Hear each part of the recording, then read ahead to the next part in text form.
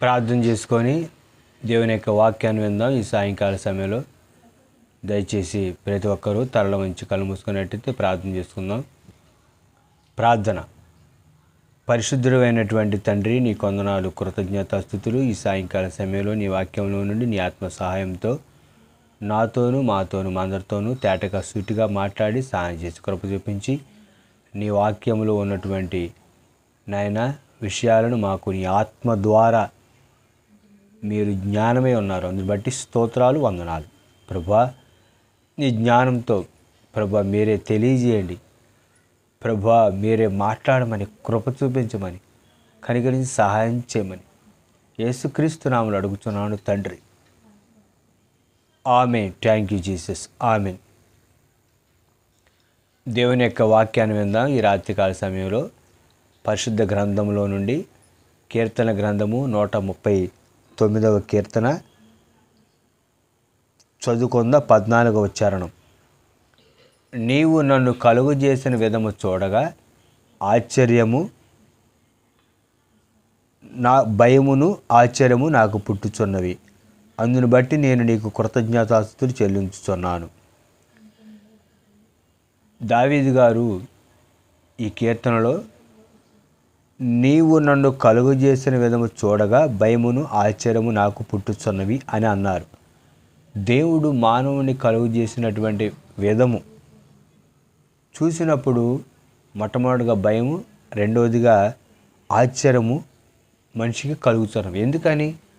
దేవుడు మానవుని ఎలాగ తయారు చేశారు, మానవుడి యొక్క అవయవాలను ఎలా నిర్మించాడు మనం తెలుసుకుంటే నిజంగా దేవుడికి మనం కృతజ్ఞతాస్తుతులు చెల్లిస్తాం. దావీదు గారు కృతజ్ఞతాస్తుతులు చెల్లించినట్టు మనం కూడా కృతజ్ఞతాస్తుతులు చెల్లిస్తాం. గడిచినటువంటి ఆదివారం సాయంకాల సమయంలో నీవు నన్ను కలుగజేసిన విధము అనేటటువంటి అంశంలో మొదటి భాగంగా దేవుడు మానవుని యొక్క మెదడును ఎలాగా నిర్మించాడు అనేటటువంటి విషయాన్ని మనం నేర్చుకుందాం. ఈ వాక్య భాగంలో ఈ రాత్రికాల సమయంలో మానవుని యొక్క దేహంలో విలువైనటువంటిది, చిన్నది, అవసరమైనది, శక్తివంతమైనది, బలమైనది కన్ను గురించి మనం తెలుసుకుందాం. దేవుడు మానవుడికి కన్నును నిర్మించాడండి. ఈ కన్నులు శక్తివంతమైనవి, బలమైనవి. ఎటువంటిదంటే ఈ కన్ను ఎక్కడో ఆకాశంలో దూరంగా ఉన్నటువంటి నక్షత్రాలను కూడా చూడగలిగినటువంటి శక్తి మానవుని కన్నుకి దేవుడు కలగజేశాడు. అందుకని వాక్యం ఏమని రాయబడి ఉంది? నీ కన్ను మంచిదైతే దేహమంతా మంచిది, నీ కన్ను చెడ్డదైతే దేహమంతా చెడ్డది. దేహమునకు దీపము కన్నే కదా అని వాక్యంలో రాయబడి ఉంది. కనుక ఈ కన్నులు ఎంతో విలువైనవి. ఆనాడు ఆది దంపతులు అవ్వగారు కన్ను చూసి ఆమె మంచి చెడ్డలు తెలివినిచ్చి వృక్షఫలాలు తినటానికి ముందు ఆమె చూచినది. చూచుటకు ఎలా ఉందని వాక్యంలో రాయబడిందంటే అందంగా ఉందంట, రమ్యంగా ఉందంట. అందుకని ఆమె పళ్ళు కోసుకొని కొన్ని తిని తన యొక్క భర్త గారికి కూడా కొన్ని ఫలాలు ఇచ్చింది అని వాక్యంలో రాయబడింది. కనుక ఈ కన్నును దేవుడు ఎంత మరి సృష్టించాడు. ఈ కన్ను ద్వారా మనం చూడవలసిన వాటిని చూడాలి, చూడకూడని వాటిని చూడకుండా ఉండాలి. అందుకనే వ్యర్థమైన వాటిని చూడకుండా నా కన్నులు త్రిప్పివేయని భక్తుడు ప్రార్థన చేశాడు. ఈ కళ్ళతో మనం ఈ సోషల్ మీడియాలో వచ్చేటటువంటి వాటిని మనం ఏదైతే చూడాలో అవి చూడాలి, ఏ చూడకూడదో అవి చూడకుండా ఉండాలి. ఈ కన్నును మనం జాగ్రత్తగా కాపాడుకోవాలి. ఎందుకంటే మనం చూసిన దాన్ని బట్టి దేవుడికి రేపు మనం లెక్క చెప్పాలి. ఆ బాధ్యత మన మీద ఉంది. కనుక ప్రియ సహోదరుడా, ప్రియ సహోదరి, నీ కన్నును దేని చూస్తుంది? రేపు దాన్ని బట్టి దేవుడు లెక్క చెప్పాలి. అందుకనే సొలొమోను గారు ఏమన్నారు తెలుసా? నా కన్ను ఏదైతే చూసిందో నేను దాన్ని అభ్యంతరపరచలేదు, చూడు అని నేను కన్నుకి అనుమతించా అన్నట్టు చెప్పాడు. కానీ ప్రభువారు ఏమని చెప్పారు? మత్తయి సువార్తలో నీ కన్ను నిన్ను అభ్యంతరపరిస్తే దాన్ని పెరికివే. 2 కన్నులు కలిగి నరకంలో వెళ్ళటం కంటే ఒక్క ఒంటి కన్నుతో నిత్యజీవంలో ప్రవేశించడం నీకు మేలని యేసుక్రీస్తు ప్రభువారు చెప్పారు. కనుక కన్ను అవసరం, అదే సమయంలో కన్ను ప్రమాదం కూడా. పాపమునకు ఈ కన్ను లేకుండా మన కళ్ళు జాగ్రత్త చేసుకోవాల్సిన అవసరత మన మీద ఉంది. ఈ యొక్క ఆధునిక సాంకేతిక పరిజ్ఞానం అభివృద్ధి చెందినటువంటి నేటి పరిస్థితిలో. కనుక ప్రియ సహోదరుడా, నీ కన్నులు వేటిని చూస్తున్నాయి? నీ కన్నులతో వేటిని నువ్వు చూడకుండా నువ్వు ఆపుకోగలుగుతున్నావు? పరిశుద్ధాత్మ దేవుడి సహాయంతో ఎలా ఉంది నీ కన్ను? నీ కన్నుతో మరి టెలిస్కోప్ నుండి ఈ యొక్క విశ్వాన్ని నువ్వు చూడగలుగుతావు. కనుక ముందు కన్నులుంటేనే కదా నువ్వు చూడగలిగేది. కనుక కన్ను గురించి దేవుని వాక్యం చెప్పినటువంటి విషయాలను మనం విన్నాము.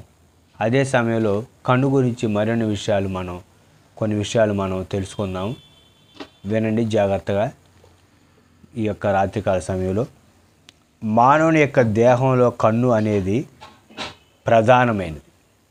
కన్ను అనేది చిన్నది. మన కన్ను గుండ్రంగా ఉండే చిన్న బంతి, సుమారుగా 2.5 సెంటీమీటర్లు ఉంటుంది ఈ కన్ను.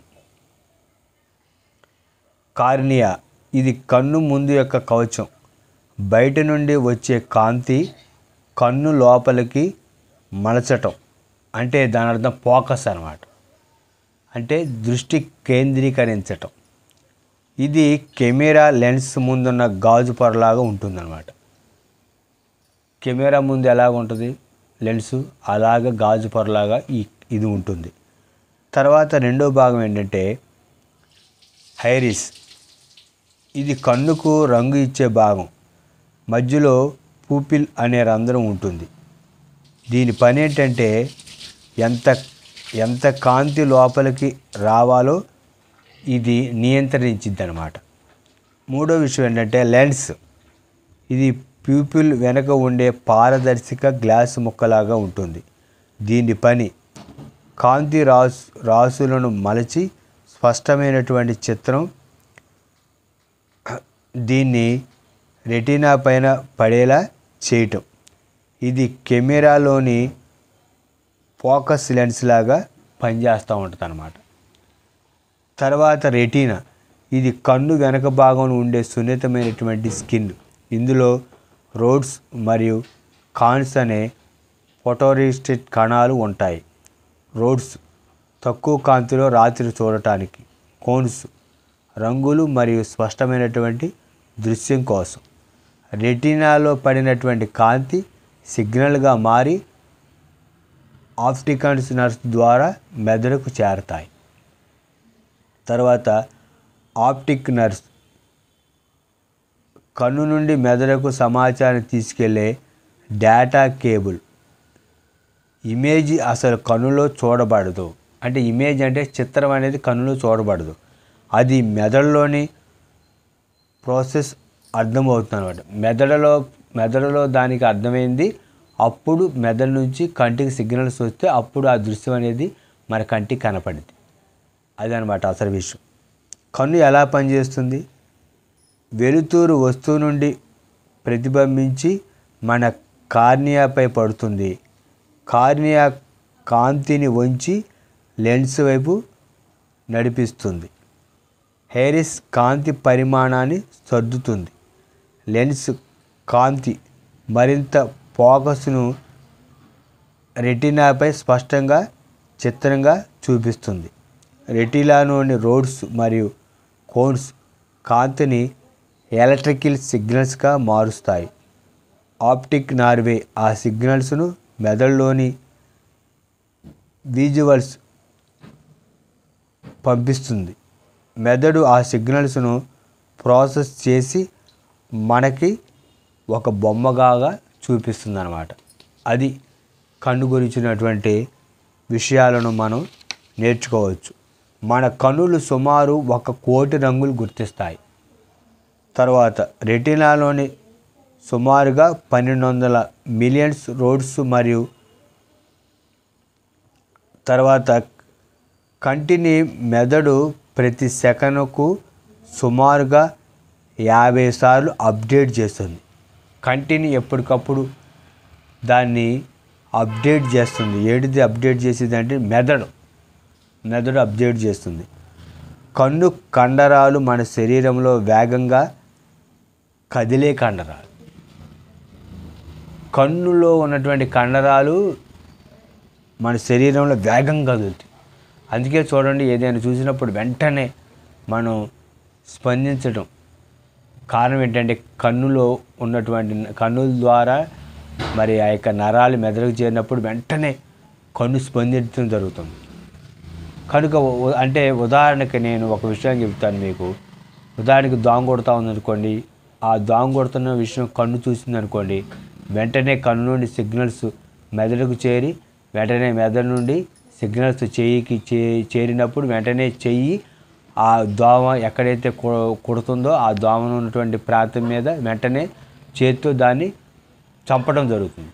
అంత వేగంగా కన్నులో ఉన్నటువంటి ఆ నరాలు అనేవి అంత వేగంగా పనిచేస్తాయండి. తర్వాత మన కంటి పాపలు ఒక రోజుకి సుమారు 1500 సార్లు కొడతాయి. మన యొక్క కంటిలో ఉన్నటువంటి కనుపాపలు 1500 సార్లు మరి అవి కిందకి బయటికి పైకి కొట్టడం అనేది మనకు తెలియకుండానే అవి పనిచేస్తూ ఉంటాయి. కనుక దేవుడు మనల్ని కలుగు చేసినటువంటి విధానంలో మానవ శరీర నిర్మాణంలో మెదడు తర్వాత రెండవ భాగం కన్ను. ఈ కన్ను ఎంత విలువైనది అర్థమైందంటారా? ఈ టెలిస్కోప్తో మనం ఆకాశ నక్షత్రాలను విశ్వాన్ని చూడాలంటే మన చిన్న కన్నుతోనే చూడాలి. కన్నుని దేవుడు అంతా మరి ఉపయోగపడే దానిగా తయారు చేశాడు. కనుక ఈ కన్నుతో నువ్వు దేవుని వాక్యాన్ని చూడాలి. అర్థమైందంటారా? మరి నీ కన్నులు వేటిని చూస్తున్నాయి? వేటిని చూడకుండా నీ కన్నులు నువ్వు ఆపుకుంటున్నావు? నీ కళ్ళతో సినిమాలు, నీ కళ్ళతో సీరియల్స్ చూస్తున్నావా? అదే కన్నుతో మళ్ళీ బైబిల్ వాక్యం చదువుతున్నావా? నీ కన్నులు అపవిత్రంగా ఉన్నాయా? నీ కళ్ళు పవిత్రంగా ఉన్నాయా? నీ దేహానికి దీపం కన్నే కదా. ఎలా ఉంది నీ కన్ను? ఈ రాత్రికాల సమయంలో నీవు నన్ను కలుగజేసిన విధము అనేటటువంటి వాక్య భాగంలో కన్ను అనేది రెండవ భాగంగా ఉంది. కనుక తర్వాత నీవు నన్ను కలుగు చేసిన విధము చూడగా భయమును ఆశ్చర్యము నాకు పుట్టుచున్నవి అని దావీదు గారు అన్నారు. ఎందుకు భయం? ఎందుకు ఆశ్చర్యం? భక్తితో కూడిన భయం, ఆశ్చర్యం కలుగుతూ ఉంది. అర్థమైందంటారా? అందుని బట్టి నేను నీకు కృతజ్ఞతాస్తుతులు చెల్లించున్నాను.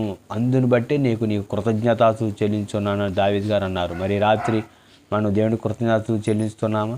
నిజంగా ఆ రాత్రి సమయంలో ఆకాశంలో నక్షత్రాలు మరి కొన్ని వందల దూరంలో ఉన్నప్పుడు వాటిని మనం ఈ చిన్న కణుతో ఎక్కడో ఉన్నటువంటి వాటిని కూడా మనం చూడగలుగుతున్నామంటే అది దేవుడు మన కంటికి ఇచ్చినటువంటి శక్తి.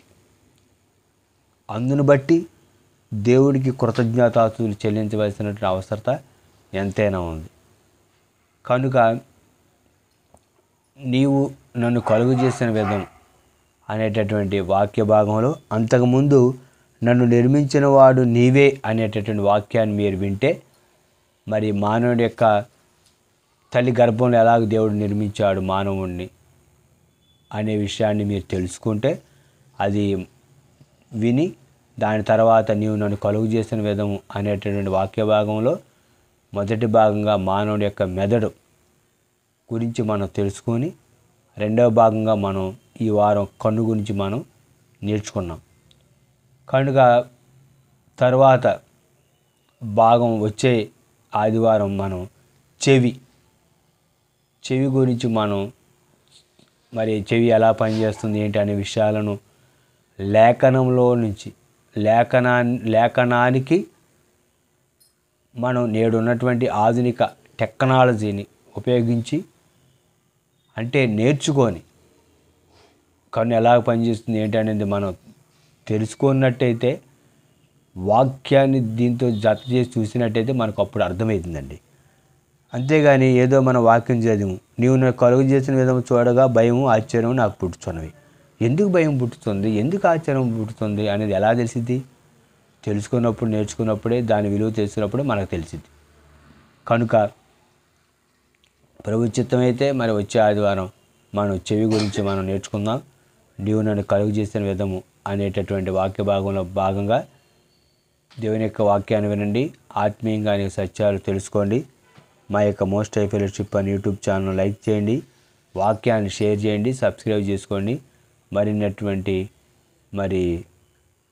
వాక్యం కొరకు మా యొక్క ఛానల్ సబ్స్క్రైబ్ చేసుకోండి.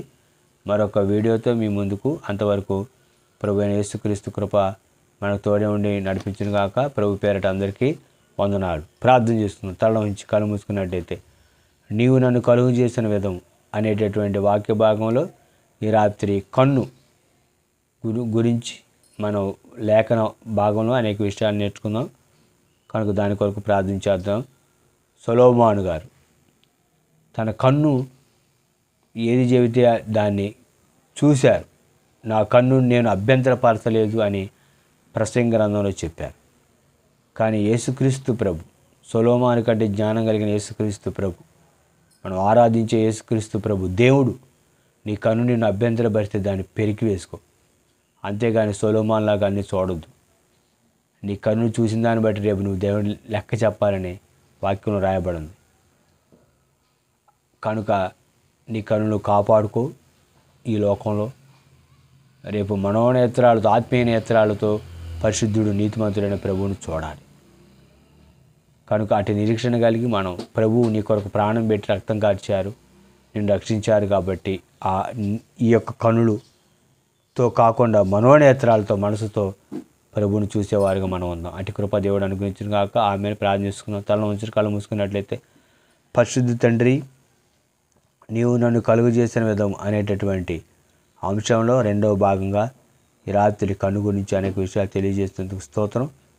ప్రభువా, నీ మాటలు మాత్రం భద్రపరచండి. నీ మాట ప్రకారం మేము నడుచుకున్నట్టుకు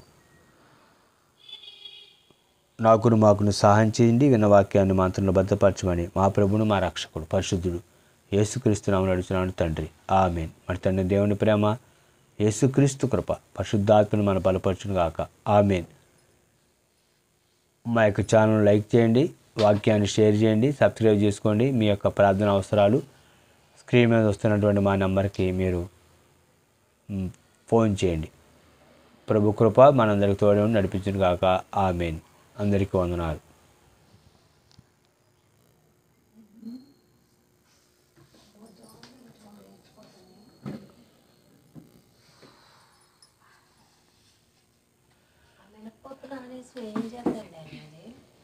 ఇడ్లీకి రాన్నోగా